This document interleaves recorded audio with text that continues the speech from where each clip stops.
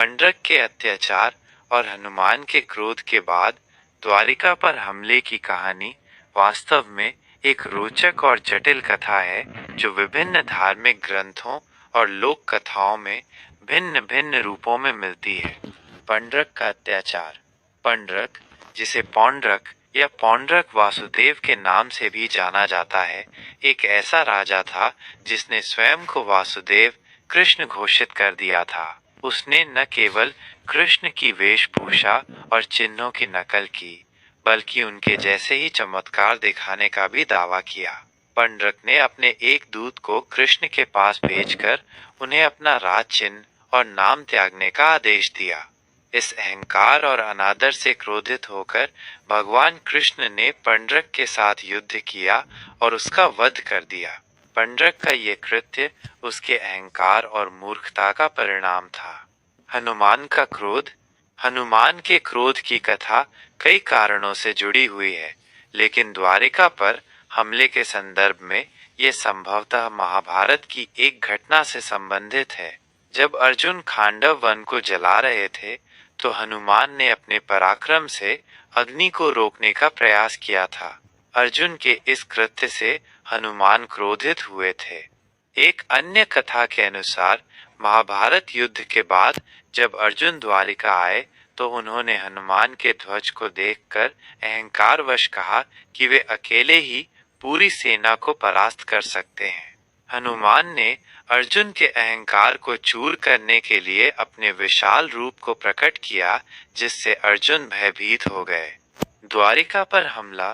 द्वारिका पर हमले की घटना महाभारत युद्ध के बहुत बाद घटित हुई।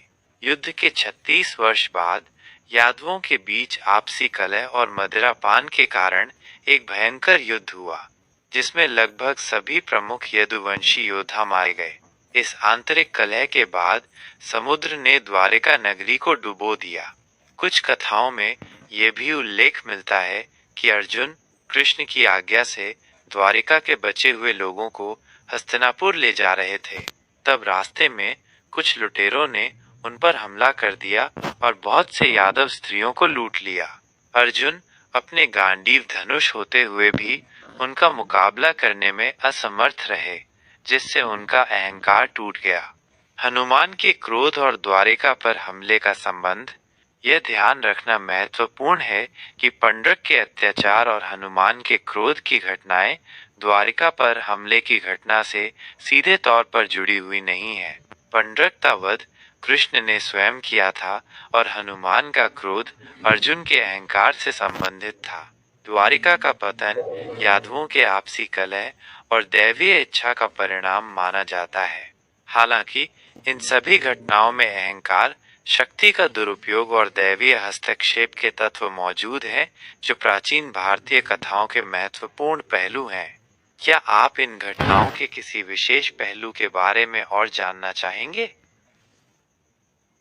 नमस्ते।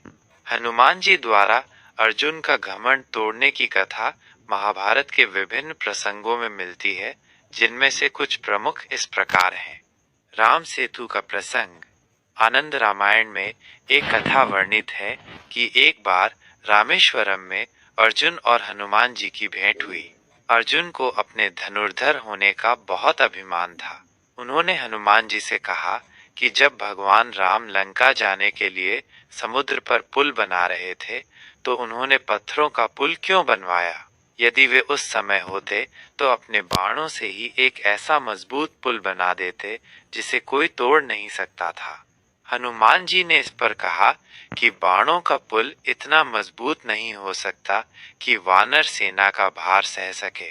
अर्जुन को ये सुनकर हंसी आ गई और उन्होंने कहा कि वे अभी बाणों का एक ऐसा सेतु बनाकर दिखा सकते हैं जो अटूट होगा।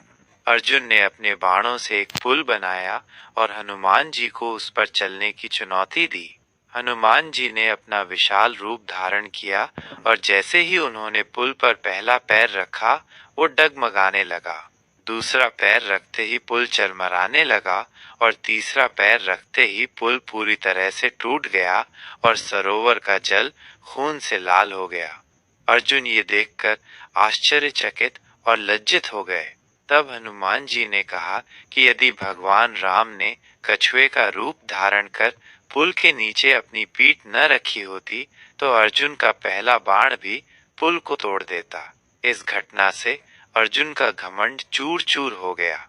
महाभारत युद्ध के दौरान हनुमान जी अर्जुन के रथ के ध्वज पर विराजमान थे। यह भगवान कृष्ण की इच्छा थी ताकि हनुमान जी अपने तेज और शक्ति से अर्जुन और उनके रथ की रक्षा कर सकें। युद्ध समाप्त होने के बाद जब कृष्ण ने अर्जुन को रथ से उतरने के लिए कहा और स्वयं भी उतरे तो हनुमान जी के हटते ही अर्जुन का दिव्य रथ जलकर राख हो गया। इससे अर्जुन को ये ज्ञात हुआ कि ये हनुमान जी की शक्ति ही थी जिसने युद्ध में उनके रथ को सुरक्षित रखा था और उनके अहंकार को शांत किया। इन कथाओं से पता चलता है कि हनुमान जी ने कई अवसरों पर अप्रत्यक्ष रूप से अर्जुन के अहंकार को तोड़ा, उन्हें अपनी शक्ति और सामर्थ्य का सही ज्ञान कराया और ये सिखाया कि किसी को भी अपने गुणों पर अभिमान नहीं करना चाहिए। क्या आप इस विषय पर और कुछ जानना चाहेंगे?